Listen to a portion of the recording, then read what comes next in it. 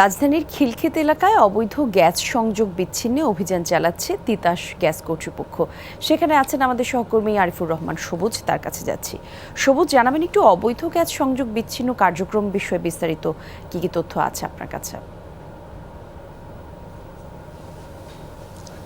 কলি কিছুক্ষণ আগে এই অভিযানটি শুরু হচ্ছে খিলক্ষেতের নামাপাড়া এলাকায়, এবং প্রথম যেই বাসাটিতে এখানে 6তলা একটি ভবন ছায়াবিথি নামে, এবং এই ভবনটিতে তাদের কাছে সুনির্দিষ্ট অভিযোগ ছিল যে এই 6তলা যে ভবনটি রয়েছে সেই ভবনটিতে অবৈধ সংযোগ ব্যবহার করা হচ্ছে, এবং সেই তথ্যের ভিত্তিতে যারা তিতাসের কর্মকর্তারা তারা আসার পর দেখেন মূলত ভেতরের যে গ্যাস সংযোগটি, অর্থাৎ যেই গ্যাস লাইনের যে গ্যাস, তিতাসের যে গ্যাস, সেই সংযোগটি তারা আসার কিছুক্ষণ আগে 10 থেকে 15 মিনিট আগে কেউ একজন বিচ্ছিন্ন করে দিয়েছে। অর্থাৎ যেটি বোঝা যাচ্ছে যে এই যে অভিযানটি, এই অভিযানটির তথ্য এই ভবনের যে মালিক তিনি আগেই পেয়ে গিয়েছিলেন, যার ফলে এখানে আসার পর দেখা গেছে যে অবৈধ সংযোগটি তারা আগেই বিচ্ছিন্ন করে দেন, এবং তারা অস্বীকার করছিলেন যে তাদের কাছে তিতাসের কোনো আসলে সংযোগ নেই। তবে এখানকার যারা ভাড়াটিয়া তাদের সঙ্গে বা এখানকার ভবনের যে দারোয়ান,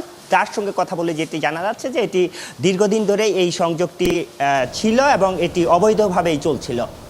ধন্যবাদ আপনাকে সবুজ।